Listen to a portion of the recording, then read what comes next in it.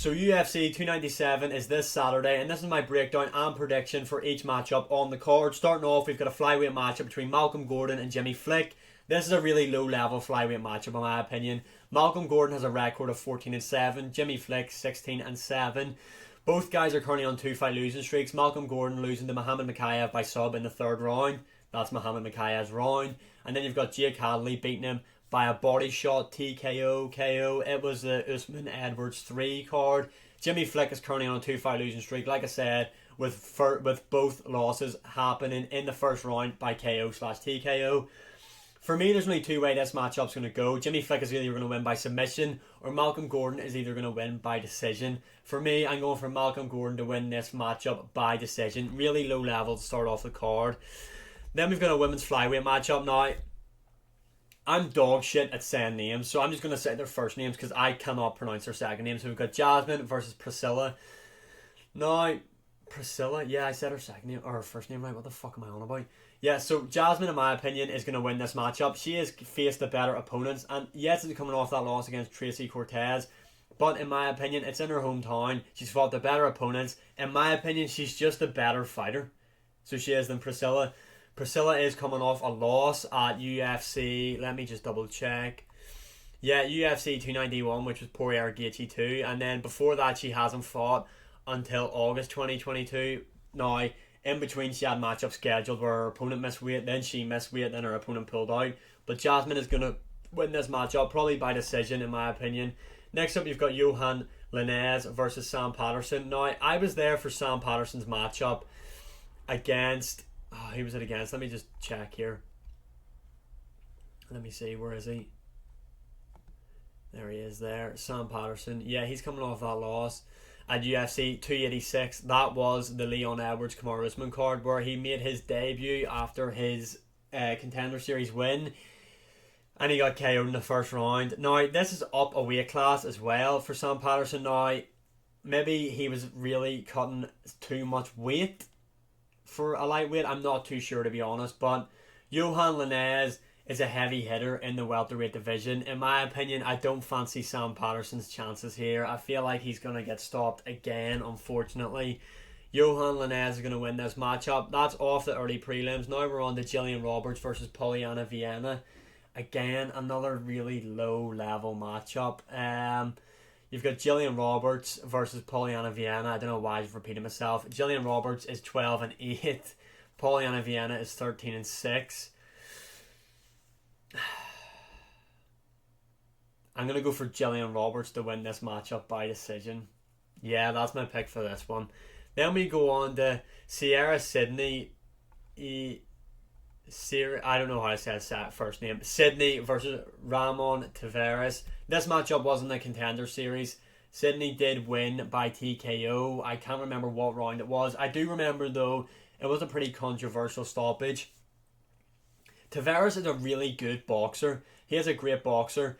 On the feet, he's probably better than City is, but in my opinion, City has got underrated grappling, and we've already seen him win this matchup. I mean, was it controversial? Yes, I honestly can't even remember the TKO, to be honest. But that is going to give him a good confidence boost going into this matchup, that City knows that he's already beaten this guy. He knows what to do. I'm expecting City to go in there. I know it said he's from Ukraine, but I think he trains out of Canada. So it'll be his hometown people. City's going to win this matchup by submission. I'm going to go for a sub for this one. Then next up, you've got Charles Jourdain versus Sean Woodson. Woodson is absolutely massive for the featherweight division. This guy's got a 78-inch reach advantage.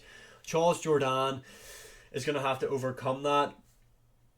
Charles Jourdain is a really fun fighter to watch. Let me just see. I know he's coming off a first round sub. I'm near sure that was the UFC. What card was that? I can't remember. It was a fight night card. It was against... Oh yeah, it was the Sanhagen... No, it wasn't. Where am I on about? No, yeah, I was right. Yeah, there it was there. It's the Fiziev Gamrot card. I don't know what the fuck happened there. And then he beat Chrome Gracie. Chrome Gracie just doesn't deserve to be in the UFC, in my opinion. And Sean Woodson is currently on a 3-fight win streak as well, coming off a unanimous decision win on that UFC Fight Night Sanhagen Fun card. In my opinion, Charles Jourdain has got a lot better at being a lot more patient and not being as wild and selecting his shots better. Although he does have a big reach advantage to overcome. But in my opinion, Charles Jourdain is going to win this matchup. I feel like he's going to win by decision. I feel like he's just going to out-damage Sean Woodson on the feet to a decision win. Then we've got Brad Katona versus Garrett Armfield. Brad Katona obviously coming off the Ultimate Fighter. He's been in the UFC before. He trains with John Kavanagh, I'm pretty sure still. Yeah, this is going to be a pretty good matchup. I believe Brad Katona is going to win. I think he is pretty underrated in the bantamweight division. He's been here before, obviously, like I said. I feel like Brad Katona is going to win this matchup by unanimous decision. Next up, we have got Arnold Allen, Movsar Evloev. This is a fucking fun matchup. One I'm really looking forward to. Big Arnold Allen fan. Movsar Evloev obviously coming off that matchup against Diego Lopez. Diego Lopez took that matchup on short notice. Looked really impressive. Caused Movsar Evloev a lot of problems. Made Movsar Evloev go... Why am I saying like that? Movsar Evloev go and get surgery. Arnold Allen obviously coming off that unfortunate loss to Max Holloway. These Russians, man, it's hard to fucking pick against them. But Movsar Evloev's striking has a lot to be desired for, in my opinion. Arnold Allen, I feel like, will do a great job at keeping this matchup on the feet. Arnold Allen, I think, was it 7 takedowns or 9? I think it was 7 takedowns against Nick Lenz. He defended against, beat him by decision, and then Movsar Evloev went to a split decision against him. Now, obviously, MMA Maz never adds up. But for me, I feel like Arnold Allen is...